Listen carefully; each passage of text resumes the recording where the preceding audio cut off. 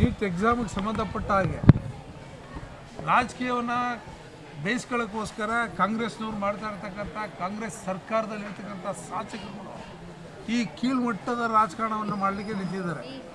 ಇವತ್ತು ಮಕ್ಕಳುಗಳೆಲ್ಲ ಅಲ್ಲಿ ಫೋಟೋದಲ್ಲಿ ಇರ್ತಕ್ಕಂಥವರೆಲ್ಲ ಆತ್ಮಹತ್ಯೆ ಮಾಡ್ಕೊಂಡಿರ್ತಕ್ಕಂಥವ್ರು, ಆದರೆ ಇಲ್ಲಿ ಯಾರು ಆತ್ಮಹತ್ಯೆ ಮಾಡ್ಕೋಬೇಕು ಅಂತೇಳಿ ಪ್ರಚಾರಕ್ಕೆ ಬಂದಿದ್ದಾರೆ. ಪ್ರಚಾರ ಕೊಡ್ತಾ ಇರತಕ್ಕಂಥದ್ದು ಎಲ್ಲಿಂದ? ಕಾಲೇಜ್ ಮಕ್ಕಳು ನಿಮ್ಮ ಮನೆಯಿಂದ ಯಾರು ಕರ್ಕೊಂಬಂದಿದ್ದೀರಾ ಮಕ್ಕಳನ್ನ? ಕಾಲೇಜ್ ಮಕ್ಕಳುಗಳನ್ನ, ದೇವರಾಜ ಕಾಲೇಜ್ ಮಕ್ಕಳನ್ನ, ಮಾರ್ನಿಸ್ ಕಾಲೇಜ್ ಮಕ್ಕಳನ್ನ ಕರ್ಕೊಬಂದು ಇಲ್ಲಿ ಆ ಫ್ಲೆಕ್ಸ್ ಹಾಕಿ, ಯಾರು ಫ್ಲೆಕ್ಸ್ ಹಾಕಿದ್ದಾರೆ? ಇವರು ಆ ಥರ ಎಜುಕೇಷನಲ್ಲಿ ಇವರು ತುಂಬ ಪ್ರವೀಣರಾಗಿದ್ದರೆ ಇವರು ರ್ಯಾಂಕ್ ಪಡಿಸೋ ರೀತಿಯಲ್ಲಿ ಮತ್ತು ಎಜುಕೇಷನ್ಗೆ ಸಂಬಂಧಪಟ್ಟಂಗೆ ಪರಿಣಿತರನ್ನ ಕರ್ಕೋಗಿ ಅವ್ರಿಗೆ ಇದು ಮಾಡುವಂಥ ಕೆಲಸ ಮಾಡಲಿ, ಅದು ನಮ್ಮದೇನು ಅಭ್ಯಂತರ ಇಲ್ಲ.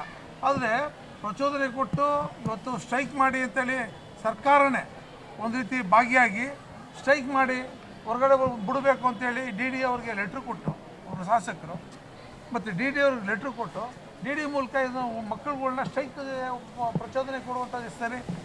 ಇದನ್ನು ಯಾರು ಸರಿ ಅಂತ ಹೇಳ್ತಾರೆ? ಏನು ಕಾಂಗ್ರೆಸ್ ಅವ್ರು ಕರ್ಕೊಂಬರೋದು? ಕಾಂಗ್ರೆಸ್ ಈ ಕೀಳ್ಮಟ್ಟಕ್ಕೆ ಇಳಿದಿದೆ. ಅಲ್ಲ, ಸ್ಟೂಡೆಂಟ್ಗಳ ವಿಚಾರದಲ್ಲಿ ರಾಜಕೀಯ ಯಾಕೆ ಅನ್ನೋದು? ಅಲ್ಲ, ರಾಜಕೀಯ ನೀವು ಹೇಳ್ಬೇಕಂತ ನೀವು ಹೇಳಬೇಕು. ಇಲ್ಲಿ ಯಾರು ಈಗ ಇಷ್ಟು ದಿನ ಇರಲಿಲ್ಲ, ಫ್ಲೆಕ್ಸ್ ಮಾಡ್ಕೊಂಬಂದಿರೋದು ಹಾಕಿರೋದು ಯಾರು? ಪ್ರಚೋದನೆ ಕೊಡೋ ದೃಷ್ಟಿಯಿಂದ. ಇಲ್ಲಿ ಯಾರು ಮಕ್ಕಳುಗಳು ಈ ರೀತಿ ಮಾಡ್ಕೊಂಡಿದ್ದಾರೆ ಅಂತೇಳಿ ಯಾರು ಆತ್ಮಹತ್ಯೆ ಮಾಡ್ಕೊಂಡ್ರೆ ಯಾರು ಕಾರಣ? ಅದಕ್ಕೆ ಯಾರು ಹೊಣೆ? ಈ ಥರ ಪ್ರಚೋದನೆ ಕೊಡುವವರೆ ತಾನೇ ಹೊಣೆ ಆಗ್ತಾರೆ. ಕಾನೂನಿದೆ, ಅಲ್ಲಿ ಸ್ಟ್ರೈಕ್ ಮಾಡ್ತಾವ್ರೆ, ಅದಕ್ಕೆಲ್ಲ ಅದೇ ವ್ಯವಸ್ಥೆಗಳಿದೆ, ಮಾಡ್ಕೊಳ್ಳಿ. ಯಾವುದೋ ಸರ್ಕಾರಿ ಕಾಲೇಜಿಗೆ ಬಂದ್ಬಿಟ್ಟು ಈ ರೀತಿ ಫ್ಲೆಕ್ಸ್ ಹಾಕಿ ಆ ಮಕ್ಕಳುಗಳಿಗೆ ಪ್ರಚೋದನೆ ಕೊಡೋದು, ನಿಮ್ಮ ಕೈ ಶಕ್ತಿ ಇದೆ, ಅಧಿಕಾರ ಇದೆ ಅಂತಂದ್ಬಿಟ್ಟು ಈ ರೀತಿ ಪ್ರಚೋದನೆ ಕೊಡುವಂಥ ಕೆಲಸವನ್ನು ಕಾಂಗ್ರೆಸ್ ಸರ್ಕಾರ ಮಾಡ್ತಾರೆ. ರಾಜ್ಯದಲ್ಲಿ ಬೇಕಾದಷ್ಟು ಕೆಲಸ ಇದೆ. ನಿಮ್ಗೆ ಒಂದು ಹೆಚ್ಚು ಕಮ್ಮಿ ಎಷ್ಟು ದಿನ ಆಯಿತು ಗೌರ್ಮೆಂಟ್ ಇವರು ಮುಖ್ಯಮಂತ್ರಿಯಾಗಿ ಎಷ್ಟು ದಿನ ಆಯ್ತು, ಇನ್ನು ಕ್ಯಾಬಿನೆಟ್ ರಚನೆ ಮಾಡ್ಕೊಳ್ಳೋಕ್ಕಾಗಿಲ್ಲ ಅವತ್ತಿಲ್ಲಿ ಕಚ್ಚಾಡ್ತಾವ್ರೆ. ನೀಟದ ಪ್ರಚಾರ ತಗೊಳ್ಳೋಕ್ಕೆ ಡೆಲ್ಲಿಗೆ ಹೋಗಿದ್ದಾರೆ, ಅಲ್ಲಿ ರಾಷ್ಟ್ರೀಯ ನಾಯಕರುಗಳು ಅಲ್ಲಿ ನಿಂತಿದ್ದಾರೆ. ಇದೆಲ್ಲ ಬಿಡ್ರಿ, ನೀಟ್ ಎಕ್ಸಾಮ್ ದಿನ ಸಮಾವೇಶ ಮಾಡ್ತಾರೆ.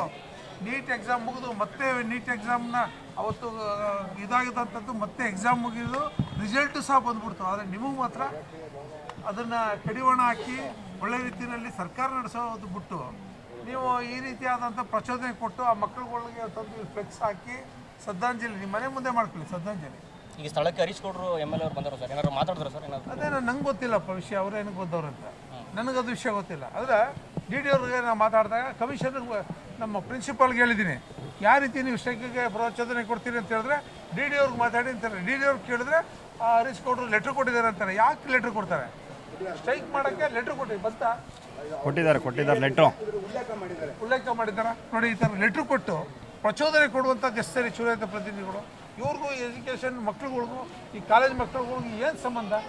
ನೋಡಿ, ಈ ರೀತಿ ಲೆಟ್ರ್ ಕೊಟ್ಟು ಸ್ಟ್ರೈಕ್ ಮಾಡಿ ಅಂತ ಆಹ್ವಾನ ಮಾಡ್ತಾರೆ. ಸರ್ಕಾರ ನಡೆಸೋರು ಇದೇನೆಂದರೆ ಸರ್ಕಾರದಲ್ಲಿ ಏನು ನ್ಯೂನತೆ ಆಗಿದೆ ಅದನ್ನು ಸರಿಪಡಿಸ್ಬೇಕು.